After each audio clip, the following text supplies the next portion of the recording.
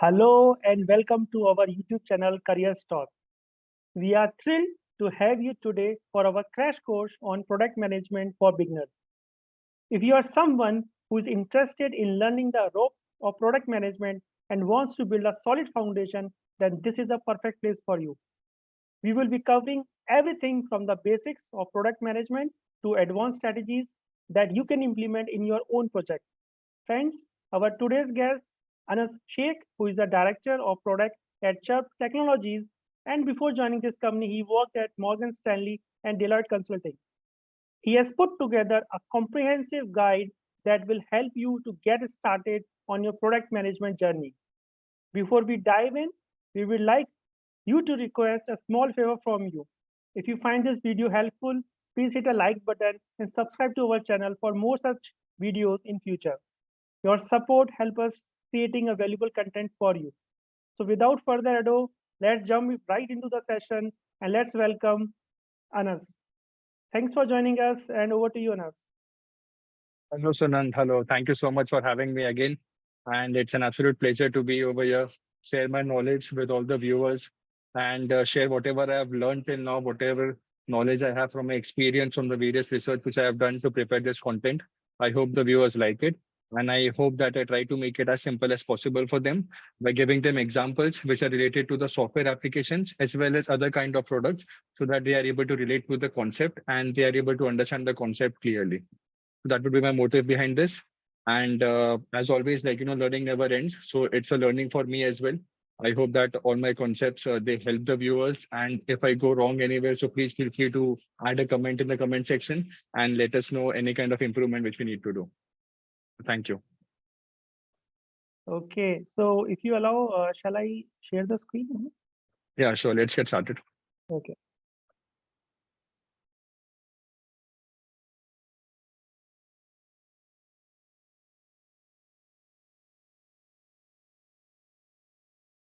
Okay, so Can, yeah, I can see the PPT and I can see that guy over there. He looks like me. So yeah, this is the product management crash course for beginner. This content is created keeping in mind the beginners who are looking out there for a PM role to make them aware of the concepts which they might need, which might help as a tool for them to progress in their career as a PM. And for advanced level, we will try to plan something in the future. But for now, this is prepared, keeping in mind more about the beginners and the concepts which they need to know at the basic level. We can move to the next slide.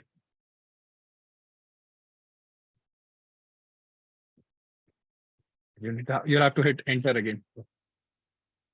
So an overview of the course, the agenda points which we have, the various concepts which we try to cover in this course. We will have an introduction to product management. Over here, we'll try to understand what product management is. We'll try to understand what product is. And then we'll move to the next important concept, that is understanding the customer. We'll try to go into details about who exactly is the customer, how can we do customer analysis, how that will help us as a product manager. And then we'll move to product strategy and product roadmap. We'll see that as a product manager, how you can prepare the product strategy, what are different tools you can use, different framework you can use to create a product strategy. And then from that, you can stem out and create the product roadmap. And then we'll move to Agile. We'll try to see that how Agile can be used in product management and project management as such, how it can be very useful to us for the project. And after that, we'll move to stakeholder management. Over here, we'll try to understand who is the stakeholder, how do we do stakeholder management, how can we deal with our various stakeholders, etc. And then the next topic would be data-driven decision making. So making decisions is a very important part of a product manager. But then if you have got data to back it up, so that is icing on the cake. Over here, we'll look at various metrics. We'll look at KPIs and how you can create metrics or how you can leverage metrics for your decisions, which you need to make during your product manager. And then we'll have the launching and the iterating. In this, we will see that what is the product management lifecycle, product development lifecycle, and how do we what are the various things which go into the launching part, and then how do we iterate it. And then the second last point would be leadership and team management. You are a product manager. You'll be having a team with whom you will have to work. So leadership is very important. Apart from that, you will have to create a very good team. So team management skills are also very important. And then last slide would be that how you can get a PM role, how can you get started. So all these things we'll try to cover. We'll try to keep it precise. We'll try to provide you details which make the concepts very clear without going into very much details. So we can move to the next slide.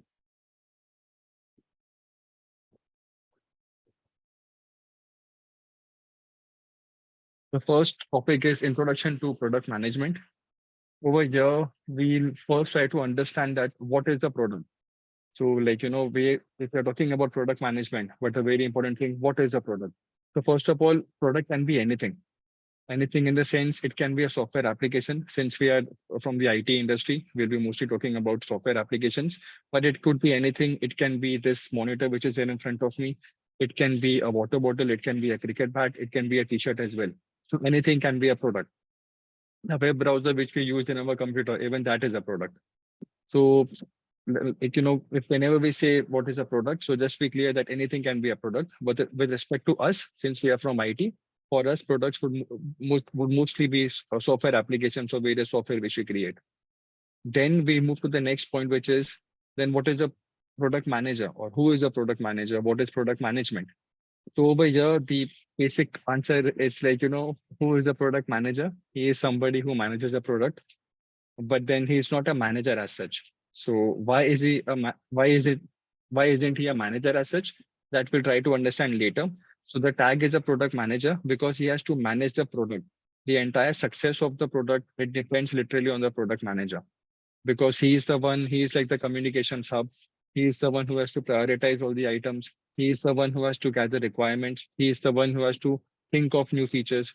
He is the one who will have to he or she is the one who will have to do research, do maybe uh, communicate with everybody in the team, with all the stakeholders, with your teammates, and ultimately ensure that the product is successful and we have got a successful launch. And moving from there, we iterate it in a more successful way. So that is a product manager. Like the product manager is like a mini CEO of the product or a new feature which responsibility has been given to him or her. So also, like, one of the popular belief which we have is a product manager is a person who will always give you the new idea. A product manager is the guy or the girl who is like the idea guy. That person is the idea person. They will always have new ideas to incorporate in the already existing products or maybe in a new product. So that belief is not always true. Yes, product managers do come up with new ideas, but then anybody can come up with new ideas, whatever comes to their mind. Product manager is more like a person along with his or her own idea. They need to also gather information or gather idea from other people, maybe from clients per se, or if it is B2C, then from the end consumers through feedbacks, and then through normal regular communication by sitting with them, by asking them at how the product can be improved. And this idea, these requirements then get converted into user stories, and then the development begins. So the main sources from where a product manager can gather these ideas, they can be the employees, they can be the various metrics, that is the various measurement tools which we have. We'll cover that later. They can be the various users. From them, the product manager through feedback can come to know that what features are required, what the users like, what they don't like, etc. And then the clients or our customers. Also, next, like if you talk about product management, so product manager is a person. If somebody gives you a requirement, always try to understand that is that requirement actually going to solve a problem, because product manager role is more about finding a solution to a problem. Whenever you build something, it should be solving a particular problem. So it's all about finding a solution to a certain problem. And then there are five important aspects for which a product manager, he has to always keep that in mind. The five important aspects or the main questions which should be there in the mind of a product manager at all the time is, first of all, who are your customers? Whatever product you are building, who is the intended audience? What is the market? For who are you building this product? Who are your customers? Then what are the habits of the customers? With this will help you create a user persona. This will help you categorize different types of customers for whom you're making the product. And accordingly, you can add features. The third thing is, when do they use your product? You try to think that I am building a product for a certain kind of for a certain kind of consumer. So when exactly is that consumer going to use this product? where do they need their product, in which situation, or in where scenarios will they actually need the product. And then finally, the fifth aspect of which a product manager should keep in mind always is why do they need the product? The consumers, why in the first place will they need a product? Maybe they have a problem for which you're creating a solution. So that problem will always answer the why question, that why are we building it? So that is product manager, or the responsibilities of a product manager about product management is. Moving to the next point over here, which is the types of PMs we have. To create a very broad category, there are three types of PMs or product managers. Uh, it's like everybody over here, those who are viewing this, for them, broadly, if you want to see that where does a product manager fall, it is going to be either an internal product manager. That person is a product manager who is building a product for the employees of his or her own company. For example, if you're working in a company and you are a product manager, and then your company has asked you to manage a product which records the attendance of all the employees. So that is a kind of internal product manager role, wherein you'll be building product for your own internal employees. The second would be B2B product manager, or software as a solution kind of product manager. B2B means business to business. Over here, a product manager is managing a product, which product is going to be used by another company. So that is a B2B product manager. And then the third type of product manager is a B2C, or consumer product manager. So these product managers, they build products which are going to be used by the end users, or like average persons like you and me. For example, Instagram, and then YouTube. So these are B2C kind of products, which fall under the category of B2C product management. So depending upon your personality, and then depending upon at which stage of product manager you are, you can try to select a role or look for an opportunity into an internal PM. So if you want to start out as a beginner, and if there is, or maybe if you want to transition from one role, which can be QA developer, anything, into a PM role, in that case, try to look out for a role within your own company. If you have got any kind of internal PM role, because that over there, the list is less, you have got less amount of risk over there. And after that, like if you have got certain amount of experience, then you can try to go for B2B PM. And then finally, like B2C is where you have got millions of users and multiple platforms. And over here, there is a lot of uncertainty and pressure. So B2C is like, that level of product management, which is all about coming up with ideas and gathering lots of information, doing lots of feedback.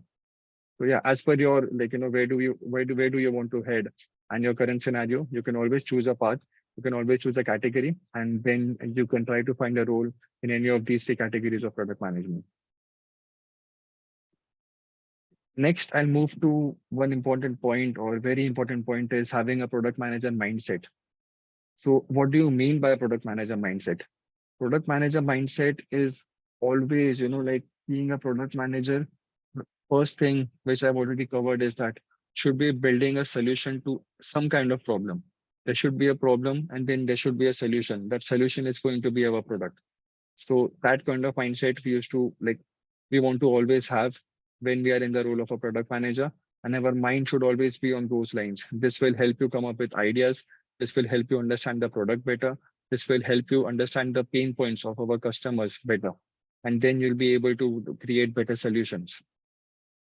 It's like whenever you create a product or whenever you think of a solution, there are two things you always ask yourself. First would be, is this actually solving a problem? Or like if I want to design something, if I've got an idea to create a product, then I need to first ask myself that, is this idea actually going to solve a problem?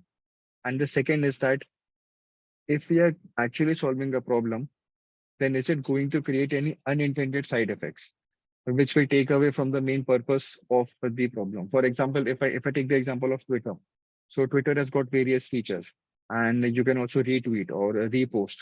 And the main idea behind Twitter is that we want to see what people are talking about, what kind of conversations are people having.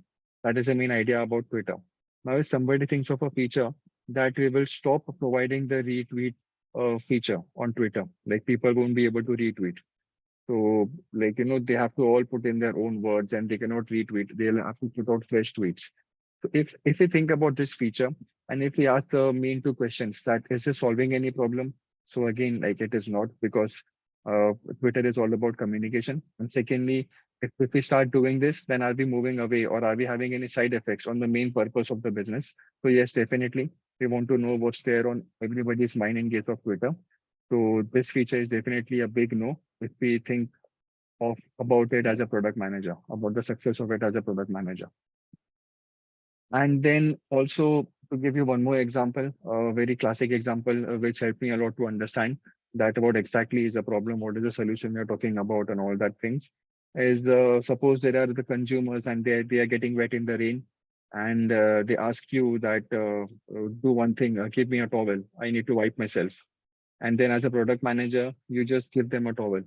So that cannot be a proper feature. That cannot be a proper requirement gathering. That cannot be a proper requirement or a proper design, which you should do as a product manager.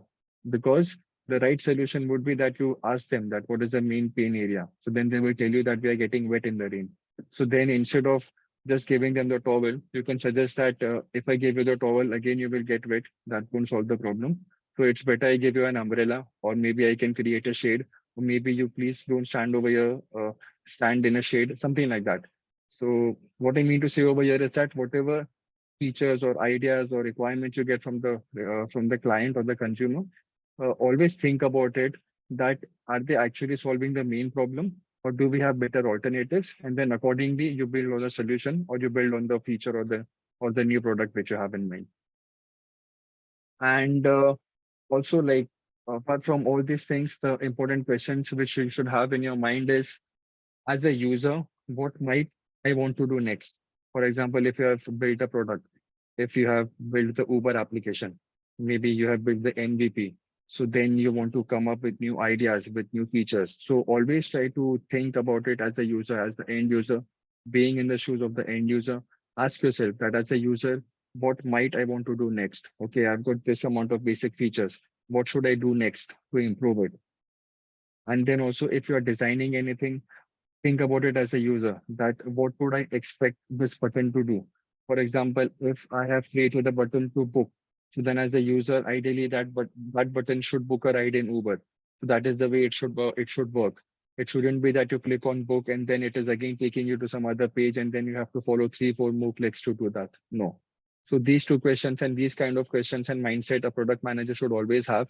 That is, try to solve the pain area, try to solve the main problem by thinking of a solution, which is in a way best to the company where you work, and also which is in a way best to the problem to the consumer for whom you are working, or which is in a way best for the consumer who will be using that feature or that product. So after that, we have got that how can you become a good product manager? Uh, like just imagine that you have started as a product manager and then you are into the role, you have got hands-on experience, you are working on it. But then there are a few tips which will help you to become a better product manager. And the tips are you need to get a deeper understanding of your industry and the target market. That is, it's in which domain you are working. If you are in the health sector, if you are in banking, if you are in insurance, if you are in media or any domain you're working in, you need to have a deep understanding of your industry, that how your industry works. Only then you'll be able to come up with better ideas and better solutions. You need to have strong communication skills, because communication is also one of the main core responsibility of a product manager, because a product manager has to constantly communicate with his or her team members and also with the stakeholders. You need to learn how to prioritize. Prioritizing is a very important role of a product manager. Means you will be having 10 different features in mind. You'll be having 20 different requirements, but which requirement or feature should be developed first? So that kind of prioritization is very important. You need to learn how to do that. You need to build a good network. Networking for any role is very important, be it a product manager, project manager, developer, QA, anybody. Networking is very important. It will help you expand your knowledge and also help you connect with other peers who can give you more experience and wisdom and knowledge. Gather experience through work. When you start working, you'll gather experience. Apart from the main product manager role in the company, you can also gather experience by working on internships or by working on side projects. And then always have the mindset to learn. Learning should never stop. So continuously keep learning. Practice leadership. Leadership is a very important trait of a good product manager. So practice it. I know there is a saying that some are born leaders, but it is nothing like that. You can always attain or you can always achieve a skill by practicing it. So practice leadership. You should always be adaptable, be flexible. If you have thought of a particular solution, just don't stick to it. Don't be very stubborn about it. Always keep your mind open and open to ideas and new inputs, and be persistent and resilient. If you're facing any challenges in developing the product or idea, so don't give up so easily. Be persistent. If you are sure that there is an idea which is backed up by proper data, and maybe your leadership is not able to understand or not giving you a green signal for that, so don't give up so easily. Try to convince them. Try to, try to reason out with them that how you think that idea can be a better idea. So be persistent and be resilient. That I would say is another feature or another tip which can help you to become a better product manager. So we can move to the next slide. Sunan, slide number 4.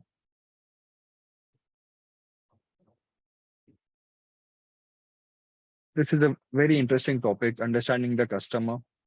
Uh, we are product managers. We are creating products. Now these products, they will be used by somebody. Okay.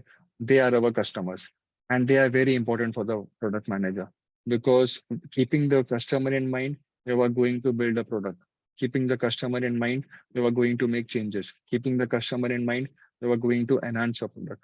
So the customer is a very important aspect, and the customer development is very important for a product manager. First of all, how do you do customer discovery? Like, how do you know that who is going to be your customer? So for that, who is the customer? Anybody who is going to use our product is our customer.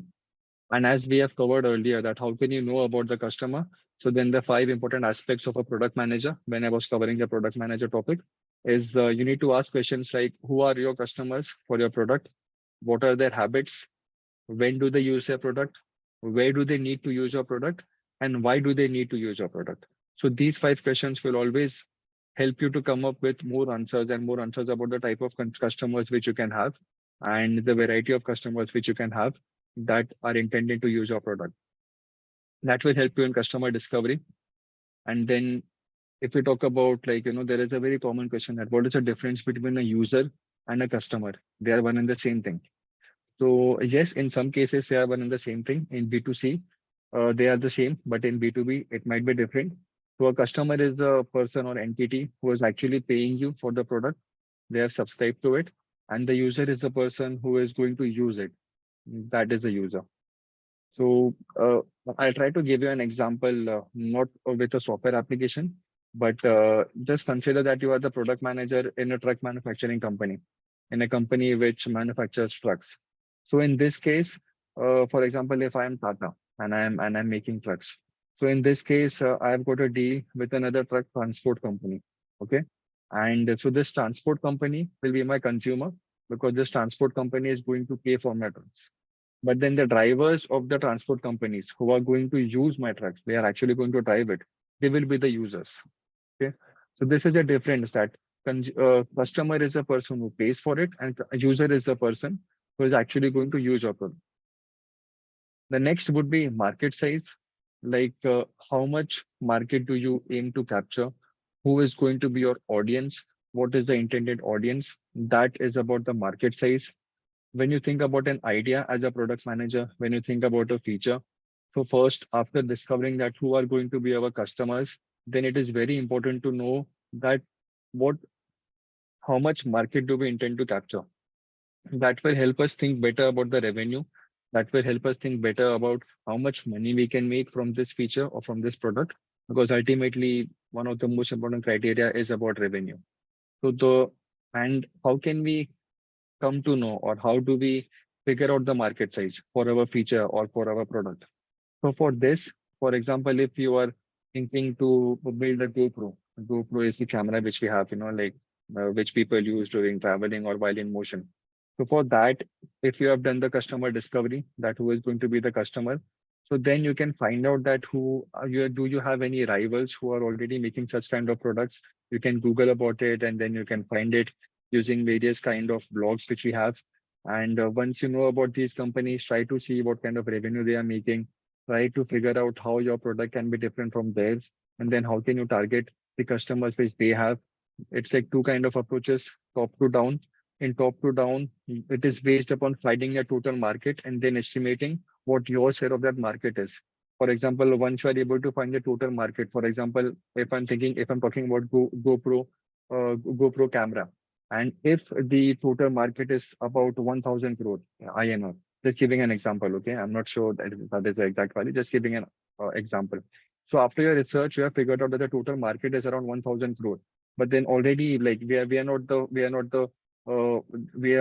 going to be the first person to create this product. There are already some rivals in the market, and they have captured this market. So maybe from that 1,000 crore, if I am able to take 10% of it, and if I'm able to make 100 crore, so that would be a success metric for me. That would decide, okay, yeah, I should be fine for that for now. And that is a kind of a top-down approach, but wherein we figure out the total market and we just estimate that what percentage of the market are we aiming for. The next approach to figure out the market size would be bottom up. In this, it is a more like a conservative approach. In this, it is based on thinking about the current sales of similar products and estimating how much of those you can capture. So for example, like I said, that in the top to down, we think of the total market and then we figure that this much we'll be able to make. And in the bottom up, we we go from down to up. We think about this is why our product is exclusive. And maybe from 1,000 crore, I can capture everything. And something like that. So, or it is a more conservative approach. It is the best way to do, but then it will take more effort and time if we talk about the bottom up approach. Yeah, that's about the market size. If we talk about the customer development life cycle, that Sunan, could you please go to the next slide? Yeah, so as you can see over here, I've attached two images and the customer life journey. Customers you already know about who are going to be our customers. So on the left hand side, you can see that from a customer point of view, like if I am a customer, so the life journey for me would be, if I take the example of Apple iPhone. So first of all, like I will become aware about Apple, that Apple makes a phone. That would be the first step, that is being aware. And then as a customer, I will consider it. For example, I'm a Samsung user, but maybe I will consider using an Apple phone. And then I decide that, okay, I'm surely going to purchase Apple. After that, I purchase the phone, which is step number 4. And then I start engaging, I start using it. I start using Apple phones. And then if I like it, so I become loyal to it. That, okay, yeah, Apple is much better than Samsung, so I'll stick to it. I'll be continuing using Apple. After that, I advocate it to my friends. I share with Suran that, Suran, dude, you know what? Stop using any other phone. Apple is the best, something like that. If I like the product. So this is the life journey of a customer with respect to a customer. Like, if I am the customer, so this is the path which I will follow. But if you think about it from a company point of view, like if I am Apple, I am the company who is making product. So from their point of view, a customer life journey can be something which is shown in the next image. That is, first of all, Apple will try to reach their consumer. Apple will try to market the product so that everybody becomes aware of it. And then after that, they will try to acquire the consumers which are there, which they want to target. And then they will try to convert. That is the purchase step for the customer point of view. That is, like if Apple is the company, I am the consumer, they will try that Anas converts from Android to Apple phones, something like that. And then they will try for the retention. That is, once if the consumer on Anas starts using Apple phone, then they should like it so much that they don't want to get back to Samsung. They should continue using Apple. And then comes the loyalty for them. That is, once an Apple consumer, always an Apple consumer. If you have used Apple phone, so then maybe the next version which comes next year, Anas will upgrade to that as well. So that is the customer life journey from a customer point of view, and then from a company point of view. Sunan, could you please go back to the previous slide? Yeah. Next point is about customer interviews. Again, like this is very important if you are thinking about an MVP. MVP is like most viable product. If you are thinking about a new idea which you are going to release, about a new product which has never been released, you think that you have got some great idea and this is definitely going to solve a problem technically using technology. So then one of the most important thing is once you know your customers, so then you do customer interviews to understand what kind of vibes or what kind of feelers do you get about this idea, about the solution from the customer. So that is called doing customer interviews. Now, these customer interviews, they are mainly classified into four types. The first would be exploratory customer interview. In this, we sit with the customer, we just talk to them. It is mostly like a free from kind of an interview. We try to understand that what is their pain area, what is the problem, and we ask them open-ended questions wherein they can just talk with all their heart. They can let us know what all about their pain points. The next is validation interview. In this kind of interview, like when we're talking to the customers, if we already have a theory in mind, if we already have some idea in mind, and if you want to see or check that if that theory is going to be accepted by the customer, so in these kind of interviews, we try to get that validation. For example, I if I'm thinking about the Apple, if I'm thinking about a new Apple phone, so then maybe during the exploratory interview, I'll sit with the consumer. I'll ask them if they're how are they feeling using the Apple phones, any kind of improvement and this that. And then in the validation, maybe if there is a new feature which I've thought of, so I will try to convey that feature in a way where they feel that it is addressing their problem, and I will try to see what they think about that feature. That is validation interview. The next would be satisfaction oriented interview. In this, once you have made your product and the customers are using it, so then you get in touch with them. You try to understand if they're satisfied with the product, if they're happy or if they're not happy. And the last would be efficiency. In this kind of interviews, again, like once you start using it, so you can always ask them what is their feedback and if there is any place where we can improve or if there is anything which we can do better. So these are the main four categories of customer interviews. And next would be customer feedback. This again, it is related to the customer interview because during the interview of satisfaction and during the interview of efficiency, it is a kind of getting feedback from the customer. But then some important tips to get the customer feedback is that you never talk about your solution. Like when you're talking to a customer, you don't talk about your solution that this is what I'm planning to do, this is what I want to do. In that way, they will become biased because nobody would like to say that your solution is not good on the face. So it's better you talk about their problems because customers might not know what they want, but they cannot hide from you what they need. So be a good listener and try to understand their need. And then you pitch your idea in such a way that they feel that you are addressing their problem. And then you see what kind of a reaction you get. So that is the first step. Don't talk about your solution. Second would be don't talk about your own opinions. Let them talk, be a good listener, and let them speak their heart out. You will get many new points from it. You will get many new ideas from by listening to them. Third would be to create a comfortable environment. If you are doing customer interviews, if you are doing customer feedback, so create an environment which is comfortable for everybody, for you, for them, wherein they feel free to talk to you and discuss their ideas or pain points with you. Do not ask them personal questions. That is a big no. And the fourth would be don't force the conversation, guide it. Like if you're interviewing somebody, if you are trying to get feedback, so don't force it. Like, if you want to speak on some topic and then you cut them out and then you want them to go in a certain direction, never do that because they won't feel comfortable. You just guide it, like let it flow. And then whenever you get the chance, guide it to the place or guide it to the question where you want to go. With this, we cover the topic of customers and then we can move to the next slide, which is product strategy and roadmap.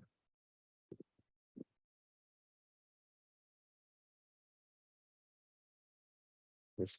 So in this, first we have got the product vision and the product strategy. As a product manager, you will always have to think about ideas or solutions or features, keeping in mind or aligning yourself with the vision of the company or with the vision of the product on which you are working. And then from the vision, you create your product strategy.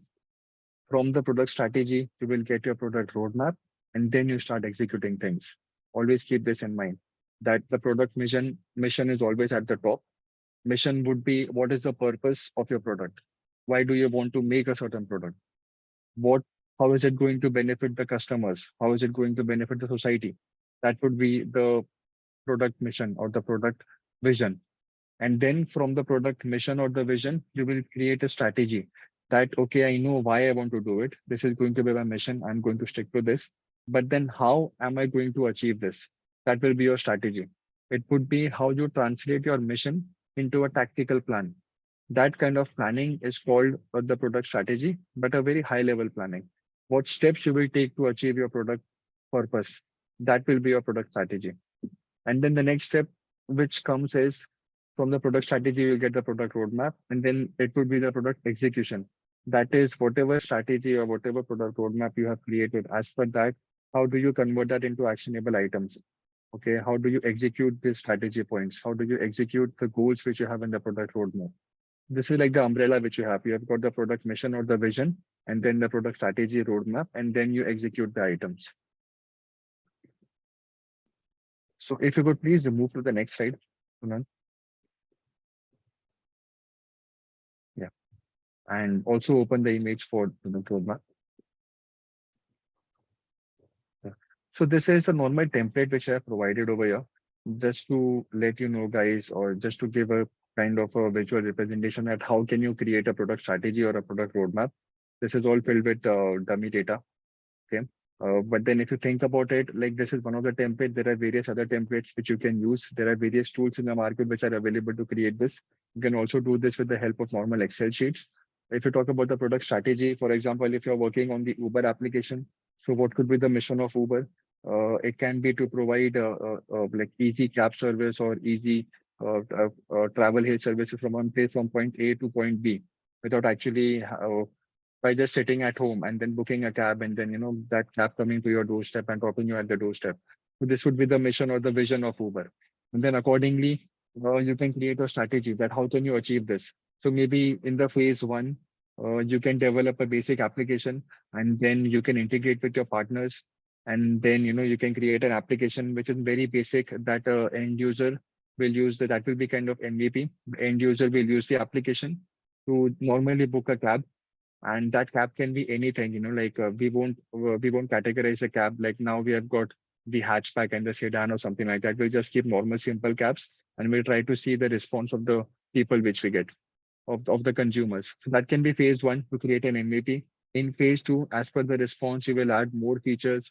Maybe we can schedule a cab, we can add some more luxury cars to it, or and then in phase three, we can move from we can add auto rickshaws to it, like how they have done it in phases. And then phase four would be again to add more features. And then phase five again would be to add more features. In this way, we create a strategy, whatever we have in mind, that this is how I'm going to achieve the goals of my product purpose or my product vision. And all these are going to be the various phases in which I do it. In phase one can be the MVP. In phase two, I will add more features. In phase three, I will add more features. And again, this is not something which is written in concrete. No, it is something which is very flexible. As you move in the product development life cycle, whatever learnings you get, whatever feedback you get, as per that, you can add or remove items from the different phases, from the different goals or objective which you have set. So yeah, so as per the various phases, you can note down the objectives which you want to achieve in the various phases. You can note down that what kind of activities do you want to do to attain these objectives, and what will be the deliverable items, like what is it that you are going to have at the end of this phase. In this way, you can create a product strategy, and then accordingly from the product strategy, you can get a product roadmap. For example, what you can see over here is a product roadmap which a product manager has created for the entire year of 22 and 23. So maybe at the start of it, what kind of features do you have? Maybe in the month of December, and these features, or maybe this 5 features which are related to phase one, I want to achieve these features in the month, in this particular quarter, in Q1. So for those 3 months, 4 months, you will be working on these features. After that, in the month of March, you have got some new features which might be planned as per phase two of your product strategy. So those features you will try to cover in the next quarter. And then in Q2, again, you have got new features which you will work upon. And then in Q3 and Q4. So this is how you create a roadmap, wherein as per the product strategy, you will try to cover features in various quarters, but then uh, it is not necessary that you need to create this product roadmap always. There are various templates to it. What this is like a timeline product roadmap for the entire year. You can also do it on a monthly basis in details, or maybe on a weekly basis. But that is not done. Like this is the one which is used mostly. And then you can also do it in a swim lane basis, that these are the things which we need to do, and they are still pending. This is in progress, and this is what we have done. So yeah, in these 3 ways, you can create product roadmaps, and there are also many other templates available in the market. So this is about product mission, product strategy, product roadmap. So then could you please go back to the previous slide? Let me see if I've covered everything.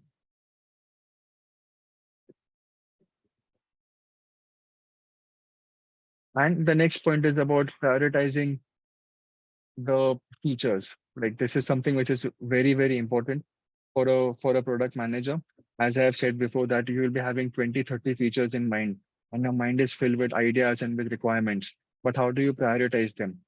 So prioritization is very, very important. And you need to know that which feature is very important to go to the market as soon as possible, which feature can be put on hold for now, and when that particular feature which is kept on hold should go to the market, maybe 3 months down the line, 4 months down the line, and so on. So again, this is like, this is going to be flexible. Maybe today what you feel is important should go to the market immediately. Maybe after 2 months, it won't be that important because the dynamics are such that things keep changing. And as per the feedback which you get, you might be having some other priority items on plate.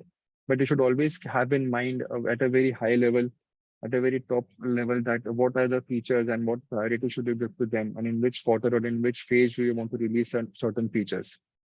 A very important question, which we can ask here to ourselves to help us to decide the priority is, if you've got a particular feature, just think of it in a way that, is this feature a must-have feature? Like, is it very mandatory at this point?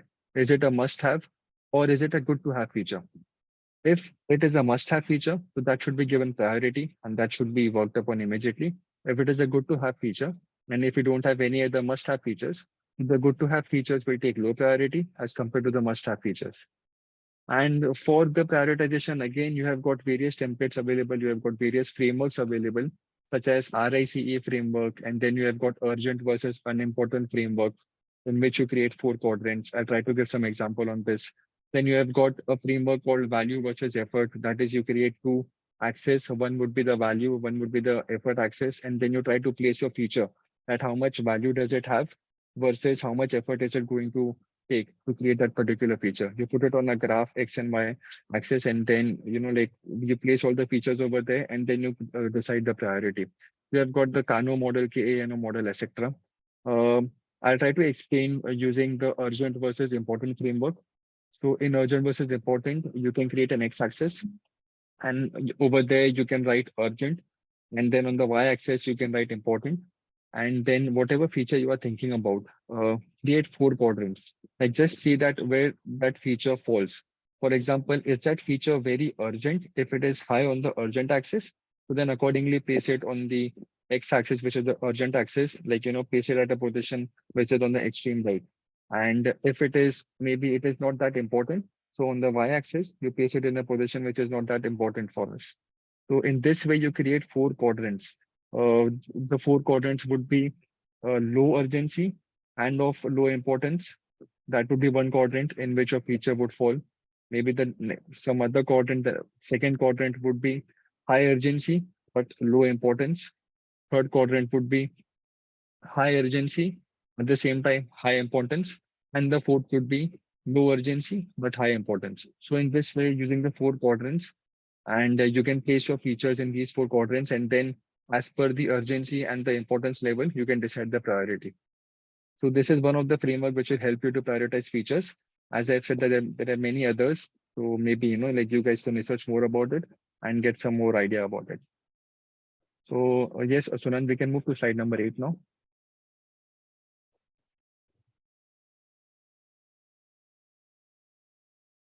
Uh, Agile methodologies. In this slide, I just cover it. I won't go into very much details. I try to cover the main basic concepts, because this again is a very big concept in itself, and it requires maybe 1 hour of course or 1 hour of a different session. But yeah, talking about Agile, what is Agile? Agile is a framework, project delivery, project management framework, and in the Agile framework, what we do is that we group things into small batches, and then we do these things one by one in order to not waste resource. For example, if I am building an Uber application, so what I will do is that I will start with the MVP. That will be a small batch. And then the next set of features, that will be a small batch. From these features, I will create some user stories. And then I'll be using maybe the Spring framework or Kanban, and then I will be adding or iterating and completing these stories. And I will keep adding it to the main product.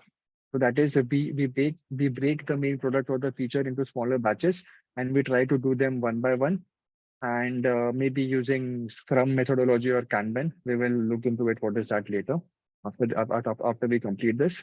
So this is Agile. Like Agile is a framework which is all about being flexible, which is all about it should be wherein development and QA they all happen together simultaneously in and it is all about adjusting to requirements, adjusting to enhancements, and doing things in a very iterative manner, and improving and adding to the product as we go on.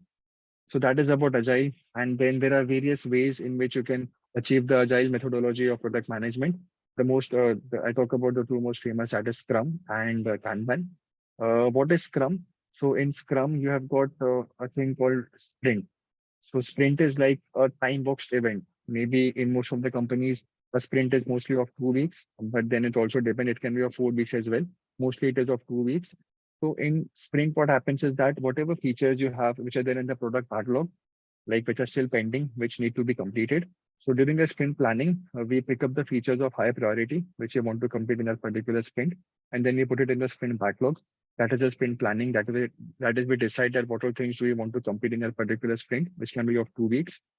And then you have got various events in the sprint. That is the stand-up call. In the stand-up call, everybody, like all the sprint members, the sprint team members, the scrum members, they get on the call. It is usually of 15 minutes, and they discuss that what they are working on, what they worked on yesterday, what they will work on today, and if they have got any impediments. And we have got the review call. We have got the review meeting in which the what work did we achieve in that particular sprint. That is shown as a demo to our stakeholders. We review how the sprint was and what did we achieve. We also have the retrospective meeting. In retrospective meeting, after the end of the sprint, we just note down that what went well in the particular sprint and what could have been done better. What are the improvement areas, and what are the action items which we need to take accordingly. So that is like, in a gist, that is about Scrum. It is like, mostly sprint is very important in a Scrum. And that is one way of achieving Agile. The other famous way of achieving Agile is Kanban. So Kanban in Scrum, we have got sprint, which is time boxed. It is either like mostly it is of 2 weeks or somewhere it is of 4 weeks as well. But in Kanban, we don't have any such time boxed event. In Kanban, whatever items we have which are pending for development, we put it in different swim lanes. The swim lanes can be to-do items. That is the column wherein we put all the tickets. If you're using a product management tool, you can create user stories and the various kind of tickets, and you can put them in the to-do column. And like as per the state of that particular ticket, if it is in progress, if anybody is working on it, it can be moved to in progress. And then finally, if it is done, so the definition of done, again, it is different for different teams. But then as per the definition of done, when that particular ticket has been done, we move it to the done call. So that is more about Kanbans. In Kanban, we have got, it is not time box, it is a bit more relaxed as compared to sprint. But then again, the downside is that in Kanban, we do not know that in how much time will the team be able to deliver a particular item or a particular ticket or a particular story or feature. So that is one of the downside. And if I talk about that in product management, how is Agile useful? Like, should we use a waterfall, or should we use Agile for as a product manager? So what is waterfall method? In waterfall, what earlier used to happen, or even now in some projects they use it, is that you have got a requirement, you have got a feature, and you think about all the requirements which you need to deliver maybe in 8 months or 6 months or 1 year. And then they have got you have got the requirement phase wherein you capture the requirements. You have got the development phase wherein you just do the development, the coding part. After that comes the testing phase, and then the UAT, and then the product go live. That is the waterfall method. But now, since things have become very dynamic, and because the requirements and the market, it keeps on changing. So maybe, like today, what you think of delivering in the next 8 months, after 8 months, that might not be the case. And like after 8 months, it might not have any value, or it might need to get changed. There need to be some additional features. So that's why Agile is so important, that it gives you the flexibility. Instead of building it in one go during a duration of 8 months, and then development takes place after that to test it. Instead of that, you break it into small pieces. You keep on developing it, you keep on testing it, you keep on showing it to the stakeholders. And then if it needs to be enhanced, if it is good, so you keep on adding those changes, those enhancements, and you keep delivering and doing it in iteration and keep adding to the main product which we have. So that is why, Agile is preferred in product management and for project deliveries. But again, it depends upon the project requirement. If it suits the waterfall way, then we should go with waterfall. But then if you need to do it in iterations, and so then Agile is mostly preferred. We can move to the next slide. Suman.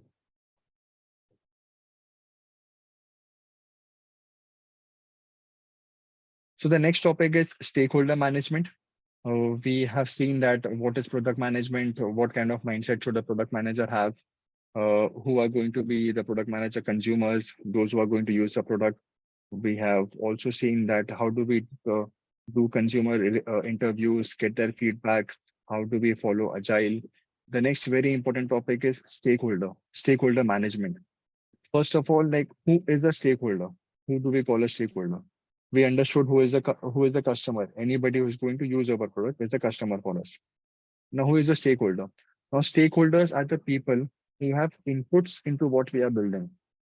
So these stakeholders, like if you think about a product, any person who has got any input or who has got relevance to any input to what you are building, that will be a stakeholder for you. So mainly you can have internal stakeholders or you can have external stakeholders. Internal stakeholders can be the owners, like maybe the leadership or your management in the project in which you are working, or your employees, your peers. They can be internal stakeholders. If you are building, like maybe as a product manager, you have built a feature, and after that, maybe the development team or the QA team, they say that this feature needs to be, maybe it can be improved this way. So that kind of feedback also counts, and then you can incorporate changes. So even they are stakeholders, that is internal stakeholders. And then external stakeholders, of course, would be our customers, our investors, and all the people who are not part of your organization, but who are external, who have got some kind of input or some kind of feedback, or some kind of effect on the product which you are making. So these are the two main categories, that is internal and external stakeholders. What is stakeholder management? Stakeholder management is the process of organizing communication with stakeholders and managing stakeholder expectation. So now, since the stakeholders, they have got an input to what you are building, so it's very important that we organize a process of continuous communication with the relevant stakeholders and we manage their expectations. For example, I'm the product manager of a particular feature or a particular product, and I've been given a set of requirements, or I have told my leadership that this is what I'm trying to make. I got the approval for it. It's very important that uh, throughout the development of that particular product, I keep my leadership in loop. I keep them informed that this is what is built now. This is what we were out to achieve. This is how much it has been achieved. This is how it looks, something like that. So they're always in the loop. So product stakeholder management is about that, is about organizing communication with stakeholders and also managing their expectations continuously throughout the development of the particular product or the particular feature. These stakeholders, how, like I have mentioned earlier, that the main category is internal and external, but they can be your team members. And these stakeholders can be your executives, your leaderships. And then, of course, they will be the customers who are going to use your product, because they are, as per the customer feedback, that is going to have the major impact on the outcome of the product or the new enhancement or the new features which we think about. Next would be stakeholder analysis. Like, how do we do stakeholder analysis? For example, if you want to, there are many different stakeholders which you might be having. Now, how do you analyze them? How do you know that which stakeholder is the most important, with whom you should have regular meetings, with whom you should have regular status meets, or with whom you should take the feedback regularly? So stakeholder analysis is all about that you analyze the stakeholder, and then as per that, you decide your plan of communicating with them or keeping them informed about your product. So Sunand, if you could please move to the next slide. Yeah. So using the different steps or this axis or quadrants which I have shown over here with the help of these two images, this can help you in the stakeholder analysis and the engagement. On the left hand side image, like first step is to identify the stakeholder, is to know that who all exactly are your stakeholders. And then after that, you analyze them. So using the graph shown here, that is the interest versus power graph, and using the four quadrants. For example, if there is a particular stakeholder, after analyzing, we feel that that particular stakeholder has got low interest, and also has got low power. So you keep them in this quadrant, which is minimum effort, and you just need to monitor the stakeholders. There is no need to do any kind of consultation or inform them, or there is no need, there is not the necessity to work together. You just need to monitor these kind of stakeholders. If there is a stakeholder whom you have identified, and that stakeholder falls under the high interest and the high power quadrant, that is managed closely and work together. So for these kind of stakeholders, you will have to manage them closely because they have got high interest and they also have got high authority and high power to incorporate changes in the product. So you need to manage them closely, and you need to work very closely with them and work together with them. That kind of communication frequency and that kind of frequency of apprising them about the enhancement to the product or about the status of the product is necessary for these kind of stakeholders which fall in this quadrant. So using this particular graph in the four quadrants, you can analyze the stakeholder. You can then create a plan that how do you want to achieve the communication with stakeholders at what frequency, and then you act on it. Then you start interacting with them. Then you start managing them, and then you review. Review in the sense you see that how you are going about the stakeholder management. Is it helping you? How can it be improved? And are you taking any actions which, as per the feedback or as per the management analysis which you are getting from the stakeholders? So using these two images and the various steps and the quadrants, this will help you in stakeholder analysis and engagement. Sunan, could you please go back to the previous screen? And then finally, some tips as per what I have understood till now for stakeholder management, which will help you is that you should have good leadership skills and you should have good communication skills. Again, because communication is a big part of stakeholder management. And leadership, again, the stakeholders should feel that, like you have got the leadership skills and you can take part of the team and you can lead the team. You should have good organization skills because you need to organize all these stakeholders. You need to organize how you communicate with them, how you manage them, how you handle them, how maybe how you can include them as part of the process.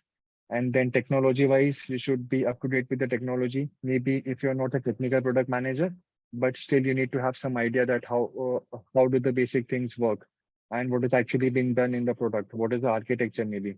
How are things moving from one place to the other? You should be a good problem solver. That is also a very important tip which you should have, or a skill which you should have for proper effective stake management.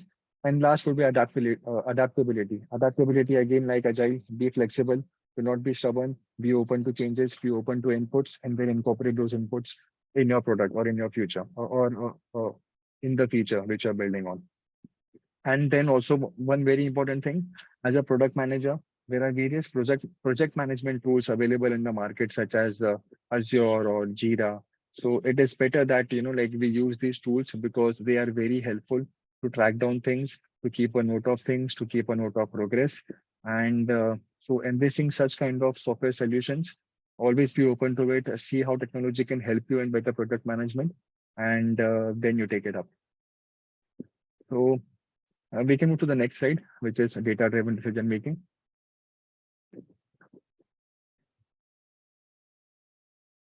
So yes, decision making is again very important for product managers. You will see it once you start working on various products, various projects, that you many a times you are in a situation wherein you need to make decisions, very important decisions, like you won't be having much time, or maybe decisions which will decide the course of the product or the future of the product. So if you can back this, if you can back these kind of decisions with proper data, that is like an icing on the cake.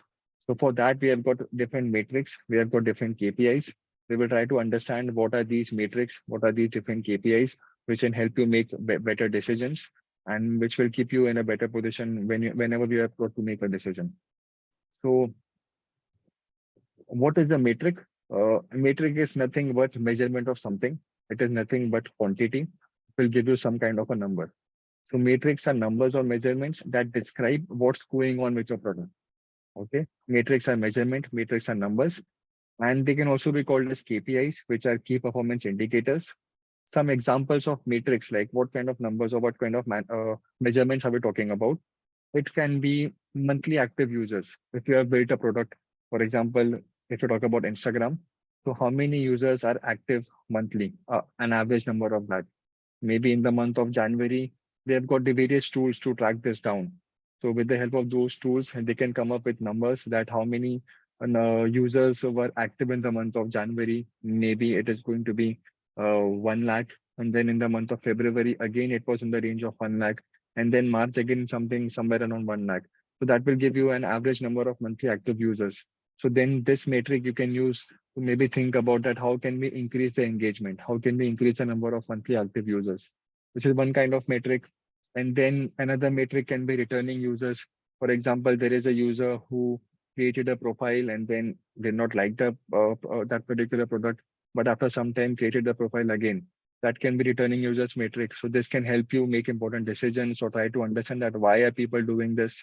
And then you can also get some kind of idea from the app store. Like if you have created an application on the app store, so from there, from the feedback of the users who are using it, you can that can be used as a matrix and to try to understand that what things we can improve on. And then again, these matrix, like there are various types, but then they all depend on on various projects upon your requirement. What exactly are you looking out for? And as per that, you need to create or you need to select the matrix which you want to monitor. And maybe you have got 10 matrix, but it's not possible to keep an eye on all of them. They all would be interrelated, but maybe from those 10, 3 to 4 are very important, which as a product manager, you should keep an eye on always. So that you need to decide looking at the product strategy, looking at what you want to achieve and the goal which you have at hand. You need to decide on the metric and then monitor it closely. Usually product managers, they define success by achieving their goals regarding metrics. For example, if the monthly active user metric example, which I gave, now my goal is that if it is 1 lakh, I want to increase it to 1.5 lakhs. Maybe for that, I will add some new features.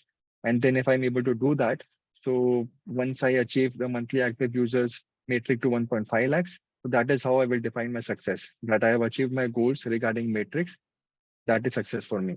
So metrics are used by product managers as well, to define that what is the success criteria and how are we going to achieve it. It will drive some important decisions from them, looking at the various numbers they have. Or to give you some more examples, that if you talk about metrics which are related to revenue, we have got metrics such as monthly recurring revenue matrix. This shows that each month, what kind of revenue are you making? Then we have got average revenue per user. For example, you have got millions of users, but then what is the average revenue which you are making per user? There are various services which different users subscribe to. So what is the average revenue which you are making per user? And then you have got one metric called customer acquisition cost. Like this includes whatever cost goes behind in acquiring customers. If there is a customer who has subscribed or who has bought a particular service, who has bought a particular application, who has downloaded an application or signed in, so what all cost went inside that, maybe the cost spent on attracting the customers, the marketing spending, the sales team spending, the advertising spending, all those things. And then important metric would be the customer lifetime value. For example, if you are investing some cost in the acquisition of the customer, if you are maybe spending X amount of money, so then what is the lifetime value which you will get from that customer? For example, you see many times you will see that Zomato at the time of sign up, or there are various applications at the time of sign up, they give you 200 rupees code. They give you 500 rupees code. So that is something which they give to lure the customer, because they know that once the customer starts using it, so then maybe the lifetime value of that customer is going to be much more than the 500 which are spending now. So that we call the customer lifecycle or CATV or LTV metric. That is during the entire life of the customer, how much revenue are we going to make from the particular customer. So these are important metrics which help you decide or make important decisions with respect to the future of the product or the new features which you want to make. Some examples, some real metric examples which real companies use to measure their success or to measure the progress of the products. For example, if I talk about Twitter, so Twitter will use growth metrics like total new users per month, how much new users is Twitter getting per month, and then what is the active number of users which they have in their platform. They can also use some engagement metrics like multiple logins per day, time spent on the website. This kind of metrics they can use, which can help them understand the kind of engagement progress or the status of engagement which they have with their end users. And if you talk about YouTube again, so YouTube for the growth metrics, like what kind of metrics will they look at to grow to their user base, to add to their user base, to grow their user base? It would be maybe monthly upon daily active users. That how many monthly active users do they have, and how many daily active users do they have? And if we, with respect to engagement, they can use metrics like how many video views per user. For example, per user, how many videos does a user view, maybe on a daily basis or a monthly basis, and average viewing time per user, etc.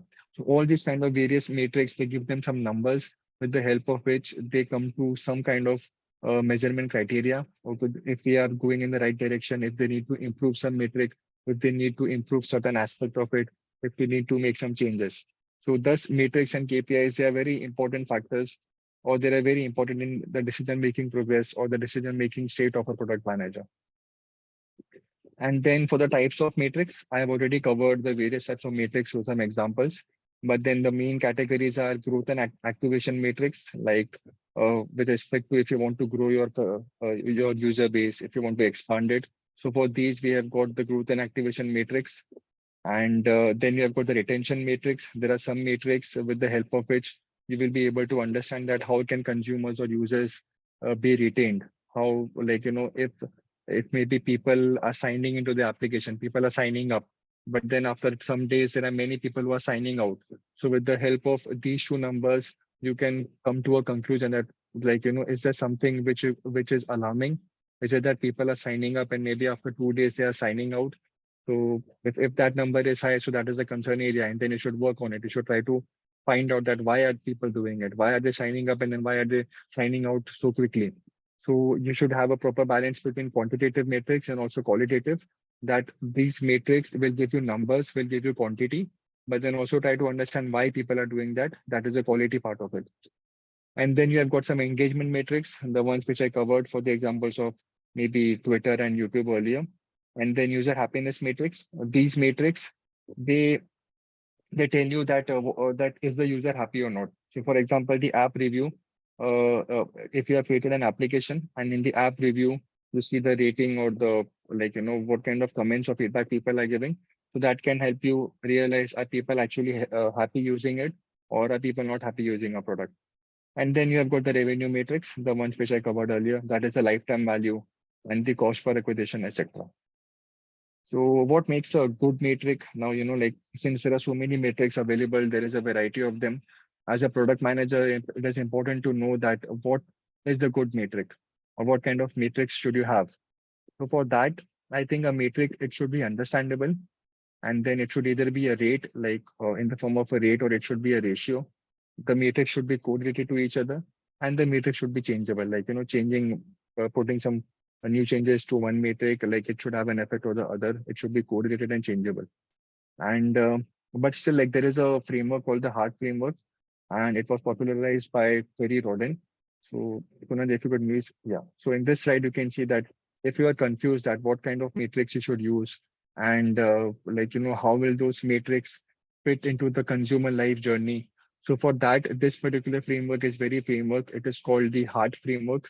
In this, you can see 4 columns. That is, in the first column, you will see the description of what exactly are we looking for. And then you will see the goal. Goal is nothing but what, as a product manager, you want to happen. Like, what do you want to happen? All those things you will note down in the goals column. And then you have got the signals column. In this, you will note down all the things. That is, what is the thing we need to measure? That is for this particular goal. What is it which we need to measure? And the final column is a matrix column. That expresses the measurement of the signal. Like, what is the value of that measurement of the signal? These are the 4 columns. Example, like, if I want to see that, if I talk about happiness. So over here, happiness, like, what is it? Over here, it is more like qualitative user experience measurement.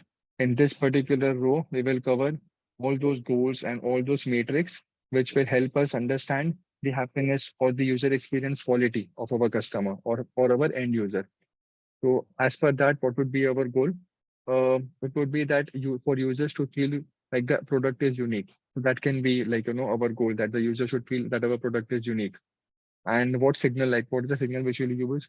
A satisfaction rating from a survey. Maybe we do a survey, and from the survey we'll come to know that are the customers happy, are the users happy to use our product. That is a signal.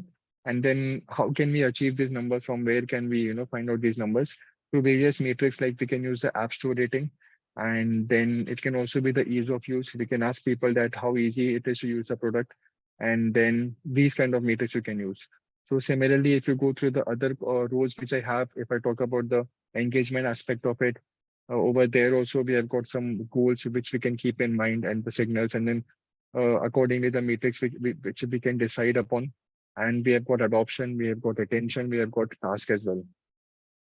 So if you talk about the customer journey cycle, although this is called the HUNT framework, but the customer journey will start from adoption, and then we have got task success, and then we have got engagement, and give me 1 second. And then we have got attention, and then would be the happiness aspect. So that is the like these frameworks with respect to the customer journey. So Sunandya, we can move to the next slide.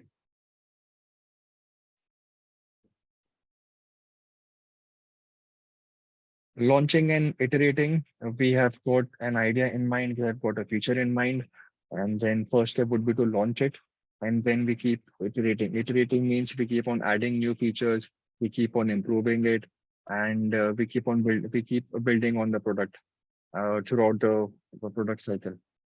So for this, I think it's very important to understand that what is the product life cycle.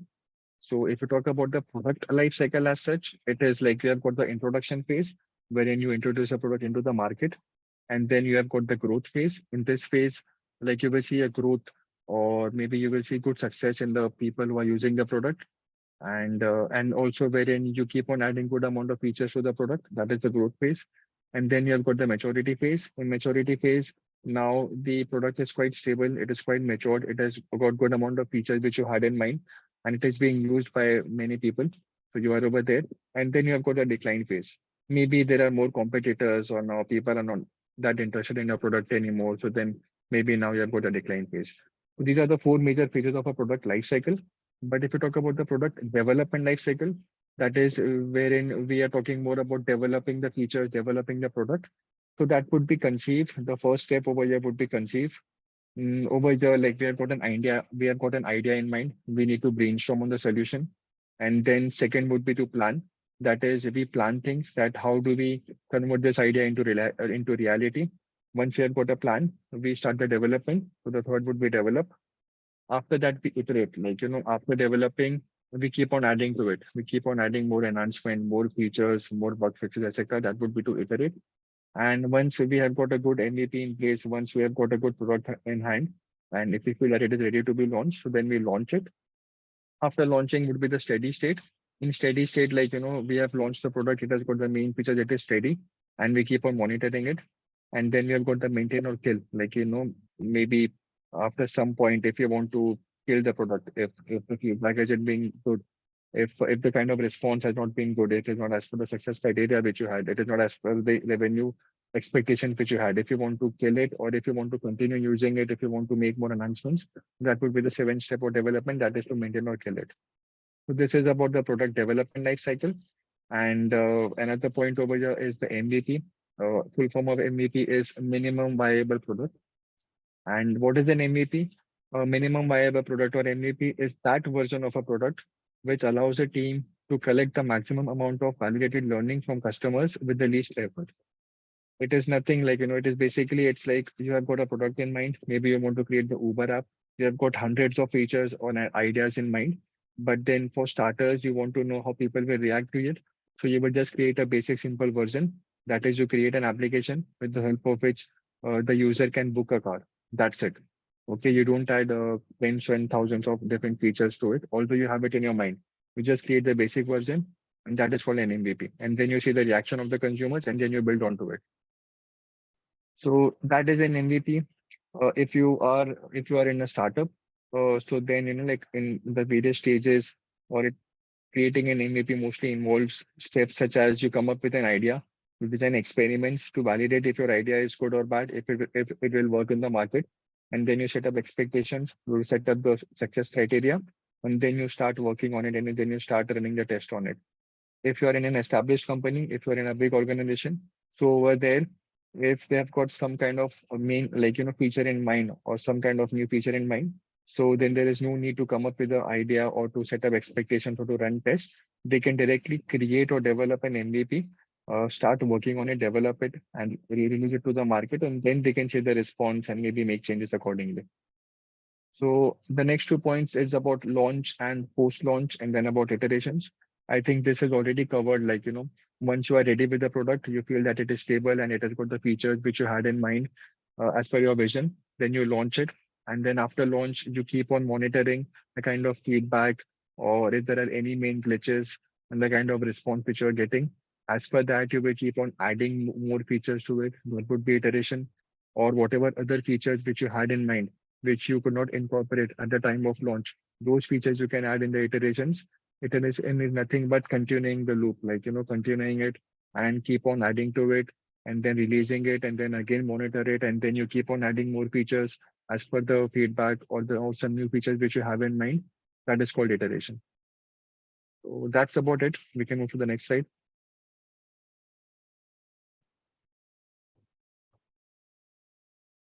This is about leadership and team management. Leadership is very important. Leadership for a product manager because you have got a team which you need to lead, and you are the person who is managing the product. So they will all look up to you. And also, team management is very important because, as they say, that teamwork makes the dream work. So for these, you need to have qualities of leadership. You need to know the importance of team management, and then also like for all the beginners over there, since you are beginning, always be open to learning. Maybe look out for coaches, look out for some kind of certifications, some kind of courses which you can learn. That is called coaching. And then also look out for good mentors. You can be good mentees. These amount of like these mentors, they will always provide you guidance in your career course. If you have got any kind of doubts or questions, these mentors, you can ask them. They will share their knowledge with you, share their experience with you. You can look out for these mentors within your own company, or if you have not started working anywhere, so then maybe through your network, through maybe LinkedIn, and then reach out to people who know other people who can help you get your doubts cleared, or you can help you find some good mentors. You can join some PM communities over there. You will be able to make some good network. And if I talk about leadership, then there are some tips or some qualities which you should have as a leader. Like you should be able to inspire people. So always try to maybe, have good knowledge about what you're working on so that if anybody asks you any question, so then like, you should earn the respect and then you should earn that place of respect. You never command it. You should always inspire people. You should have the ability to delegate. It shouldn't be that you are doing all the things because that won't give you much time. So always like it is better if you have the ability to delegate work to the right amount of candidates or to the right people. The communication should be good. You should have a good sense of humor that will help in proper people management. You should have confidence. There should be commitment. You should have a very good attitude. The attitude is very important, like be it in any position or any role which you are. Creativity, you are the product manager. You should have good ideas. So yes, you should be creative. There should be an intuition, a gut feeling. Many a times you're thinking of a feature. You feel that should I go with it? Should I not go with it? But then there should be a kind of a gut feeling or an intuition which you have that no, I am very sure this will work. Maybe the matrix do not support it, or maybe some kind of market research does not support it, but I am very positive that this will work. That is called intuition. And then always like honesty, transparency, all these things. All these qualities like you should have as a product manager, which will help you become a better leader. And always keep in mind to be a servant kind of a leader. That is should always be open to do any kind of work which you are delegating to anybody. And like we should always be there. For example, if there is anything, if all the team members they are working hard, maybe they're even working on weekends. So as a part of the team, even you be included and involve yourself and maybe put some hours on the weekends, even if you are not required. So yeah, that kind of service leadership is very important. And then team management, uh, be a good people manager. Try to understand from others people's point of view. Try to be in their shoes. Try to know that why are they reacting in this way, why are they doing things which they shouldn't do, and try to create that team bond. Try to understand what are the career aspirations of other people. Of course, like this is a course for beginners, but then once you have got certain experience as a PM, so always try to understand the requirements of your team members and then give them proper guidance. Yeah, we can move ahead to the next slide.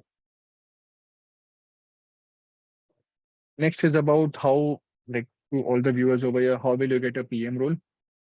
For those maybe who are just passing out from college who are interested in PM role, start working on some side projects which you can show on your resume when you apply to companies, and then you can always explain like how or what kind of roles and responsibilities did you have on these side projects.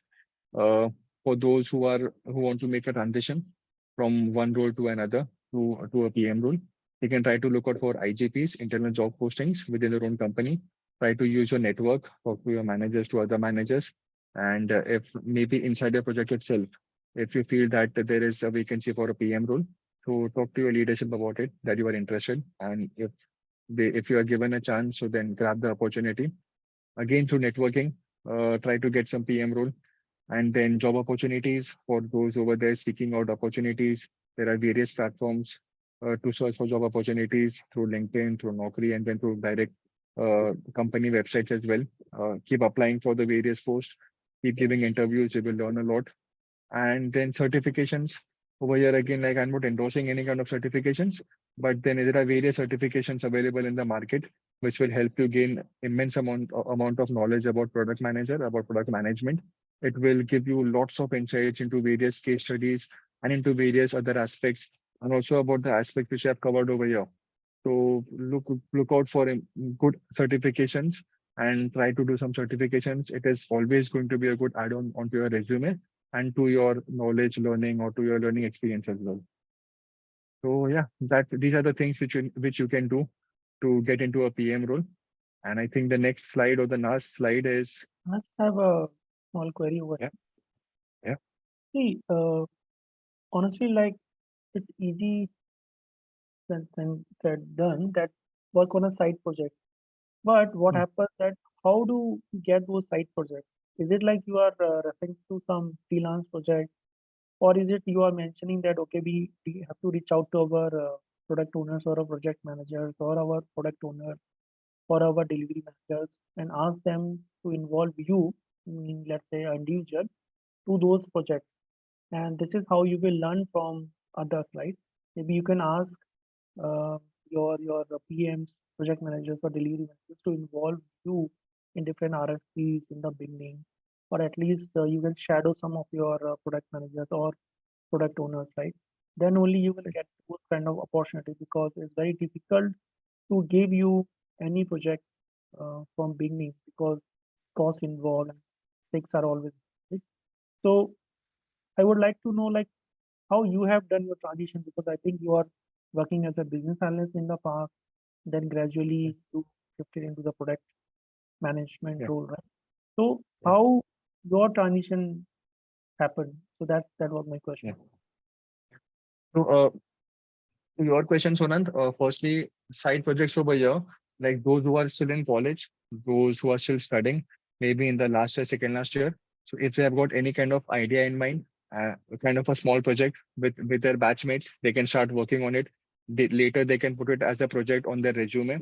Although it won't be very big, but it will always help them during interviews. And if you're already working in a company, for example, if I am in a company and then if I talk about my own transition, that I was into QA, like manual and then automation. And I am also a certified Scrum Master. So in a couple of projects, I've been a Scrum Master. So I made my interest known to my manager. Luckily, I've had very good leadership. I have had very good managers. I made it known to them that this is what I intend to be. I am more interested in the project in the product manager role and in the PO role. So please, if there is any opportunity or if there is any uh, chance wherein I can learn. So what happened is that my manager at the time of a POC and RFP. So along with another leader, I used to shadow that leader. And I used to maybe twice or thrice a week. I used to go on calls with him. I used to understand, and then I used to ask him to give me work. And then that amount and that work he used to guide me that this is how you do it, Anas. This is how you think about it. And yes, currently what you're thinking is right. But again, this is a direction, this is another point of view. In short, he guided me. And then gradually I'm working on a side project. I started gaining some knowledge. Depending upon my output, whatever result I showed, whatever deliverables I delivered on time, I used to it wasn't easy since I had my current project at hand, but this I used to do maybe after my work hours or sometimes on weekends as well to learn the skill. And looking at the output which I delivered, gradually I was given a full-time role, and then from there I started working as a PM. And then in my current company, so. And friends, that's how most of the people started their transition. They Yeah, always, yeah, it's always easy to start from your current organization rather than seek out a yeah, different altogether in a different company. So that's good. correct. Okay, so But yeah, also for newcomers who are just passing out from college, like many companies have got associate PM roles. In associate PM roles, they also give training to the newcomers for a couple of months that how exactly what skills are required. And then they join as associates and then later they get promoted to PMs. So for the college fresh outs, like over for them there, it will be, I uh, would say, for them it will sorry. be, for them it Yeah, will yeah, be, yeah. So yeah, because now we also have associate PM roles. And then of course, if you want to make the transition, so it will be better through IJP or working on side projects, and then you can really become a PM. But okay, whatever skills you have, to become a PM, there is no prerequisite. A developer can become a PM, QA can become a PM, Scrum Master can become a PM. So anybody can become a PM. You need to have it again, it depends. Is it a technical PM role? In that case, you should have a lot of technical knowledge. If it is not that much of a technical role, it is more of techno-functional PM kind of a role. In that case, you just need to know about the basics of technology. And so, yeah, coming from the development or QA automation background, that always helps. definitely. Okay, thanks, Anas. Let me take you to the next slide. Shall we? Yes, yes, yeah, sure. Oh, Okay, so the last slide, this is a thank you slide. I would again like to thank you all. And this has been a lot of theoretical, one-side communication. So I would love to hear from you guys. I hope it was precise, it was clear. And even if it was not, so let me know and I'll try to improve. I'll try to create some good, better content so that I'm able to share my knowledge with all of you. And you guys can follow me on LinkedIn and also DM me or message me with any queries which you have. I'll be more than happy to help. And yes. thank you again, Sunan, for giving this opportunity. Thank you so much. Hey, thanks to you, Anas, for delivering such an informative and engaging session on the topic of product management. So yeah, on behalf of everyone watching, thank you for great learning experience, and we would yeah love to see more sessions from you in the future. So that's wonderful, Anas. My pleasure, my pleasure. Thank you. Okay, and yeah, with this note, I think we shall close this session, Anas. So thank you one more time. Have a nice day. Bye. Yeah, bye.